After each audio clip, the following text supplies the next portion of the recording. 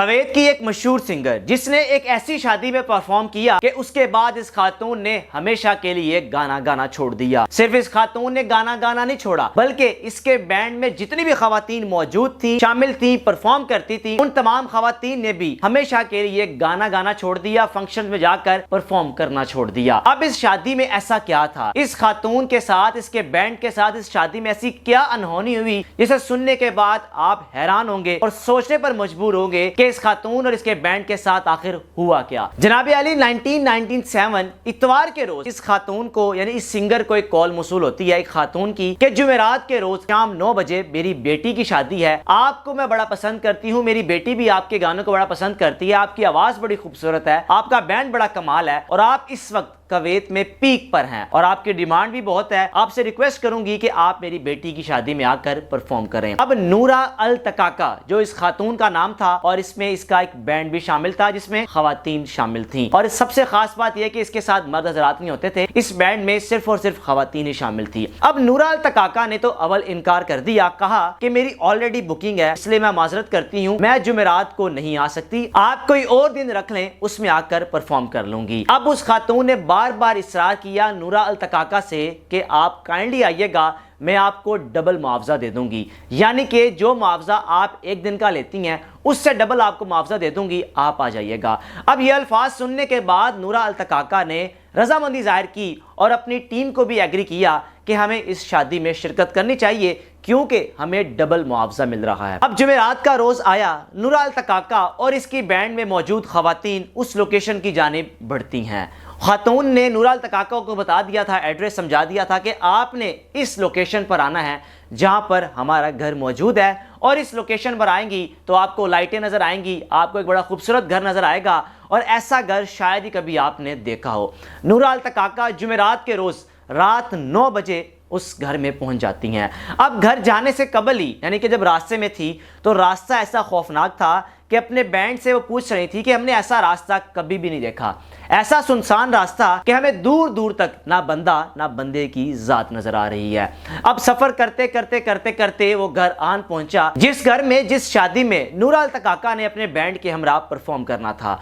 अब उस घर में पहुंची नूरा अल तकाका और इसकी टीम आपस में गुफ्तगू कर रहे हैं कि हमने जिंदगी में ऐसा शहाना घर नहीं देखा, हमने ऐसी लाइटिंग नहीं देखी, हमने ऐसी सजावट नहीं देखी, क्या कदीमी यहाँ पर अशिया मौजूद है और जितने भी यहाँ पर मेहमान मौजूद हैं उनके लिबास ही बिल्कुल मुख्तलिफ हैं, एक अलग किस्म के लिबास हैं और महंगे लिबास हैं। ऐसे लिबास, ऐसे लोग, ऐसी ड्रेसिंग हमने कभी भी नहीं देखी। अब नूरा अल तकाका को उसकी टीम के हमरा एक कमरे में मुंतकिल किया जाता है कि आप इस कमरे में अपनी सेटिंग वगैरह करें, आप कपड़े वगैरह चेंज करें, अपने बैंड की तैयारी करें, आपको हम इस जगह पर बिठा देंगे, जब शादी का फंक्शन स्टार्ट होगा आपने परफॉर्म शुरू कर देना है। अब नूरा अल तकाका और उनकी टीम एक कमरे में जब जाती हैं तो इसी दौरान 3 से 4 खवातीन इस कमरे में दाखिल हुई और जैसे दाखिल हुई तो नूरा अल तकाका की एक टीम मेंबर ने कहा कि आपने उनके चेहरे महसूस किए थे, उनके चेहरे ऐसे सूजे हुए थे और वो जैसे ही कमरे में दाखिल हुई तो कमरे का दर्जा हरारत बढ़ चुका था, यानी कि कमरे में गर्मी सी हो गई थी।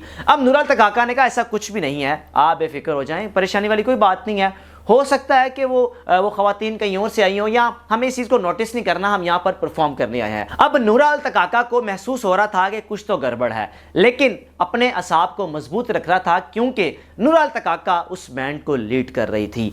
अब जैसे ही परफॉर्मेंस स्टार्ट हुई, नूरा अल तकाका के बकौल, ये आगे चलकर बताऊंगा कि उस खातून ने क्या कुछ इंकशाफात किए थे।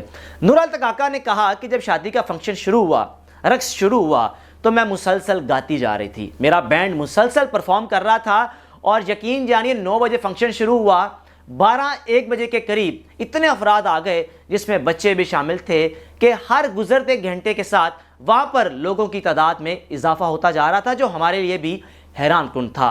और नूरा अल तकाका के बकौल के मेरे कान में मुसलसल सरगोशियाँ की जा रही थी कि गाती रहो, क्या कमाल गा रही हो, मुसलसल गाती रहो, हमें सुकून मिल रहा है। नूरा अल तकाका के बकौल के इस शादी में हमने जो जोड़ा देखा ये बिल्कुल एक मुख्तलिफ और अजीब सा था। दोनों मियाँ बीवी जहाँ पर बैठे हुए थे, जहाँ पर रस्म चल रही थी, मियाँ बीवी ऐसे थे जैसे कुछ स्टैचू होते हैं और उनको बिठाया गया और किसी भी किस्म की कोई हरकत नहीं हो रही थी और जो लिबास उन्होंने पहना हुआ था ऐसे कभी भी हमने किसी दुल्हा दुल्हन को शादी में लिबास पहने नहीं देखा था। एक अजीब सा लिबास था। अब वक्त गुजरता गया, परफॉर्म करती रही, रक्स होता रहा, लोग नाच गाना करते रहे और अजीब से मामला चलते रहे।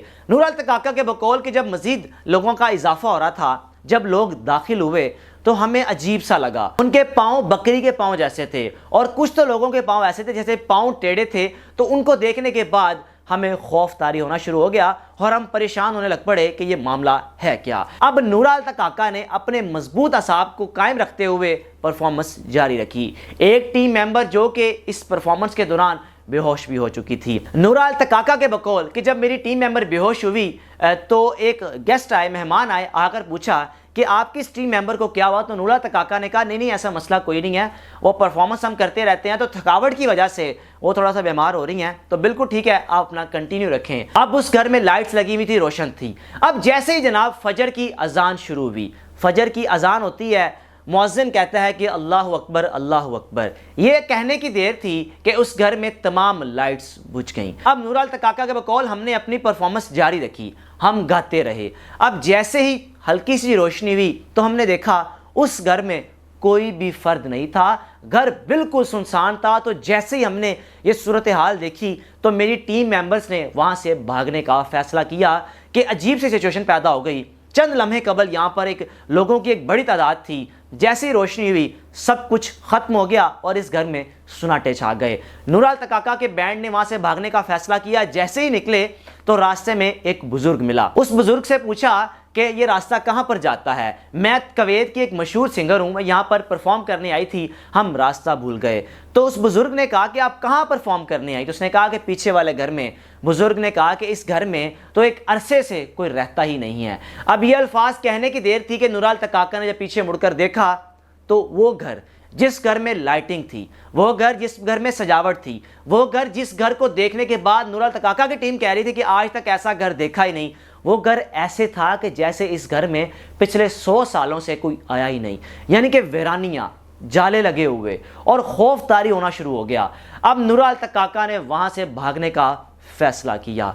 जैसे ही महफूज मुकाम पर आई तो उनके बकौल मेरी टीम मेंबर्स की और मेरी तबीयत खराब होना शुरू हो गई। जनाब अली, ये वाकया है 1997 का। नूर काका ने अपने इंटरव्यू में जब ये सारी कहानी बताई कि वो दिन गया और आज का दिन मैंने गाना गाना ही छोड़ दिया। लोगों ने यह भी कहा कि हो सकता है कि पब्लिक स्टंट हो, शोहरत हासिल करने का कोई जरिया हो। लेकिन सबसे पहला सवाल यह है कि अगर इस खातून ने वो इंटरव्यू देने के बाद शोहरत ही हासिल करनी थी, अपने उस पेशे को कंटिन्यू क्यों नहीं रखा। अगर इस खातून ने शोहरत ही हासिल करनी थी तो अपनी डिमांड्स क्यों नहीं बढ़ाई। शोहरत हासिल करनी थी तो फिर इस पेशे को अलविदा क्यों कह दिया। 2016 को ये खातून नूर काका अल्लाह को प्यारी हो गई। उस फंक्शन को, उस शादी को अटेंड करने के बाद, परफॉर्म करने के बाद ये खातून एक लंबे अरसे तक बीमार रही। उस बीमारी की वजह से ये खातून अल्लाह को प्यारी हो गई। अब सबसे इंटरेस्टिंग चीज़ ये है कि इसके बैंड के किसी भी मेंबर ने उस शादी के फंक्शन को अटेंड करने के बाद आज तक किसी भी शादी के फंक्शन में परफॉर्म नहीं किया, यानी कि अपने उस पेशे को अलविदा कह दिया। आप इस कहानी को सुनने के बाद आपके ज़हन में क्या ख्याल आता है?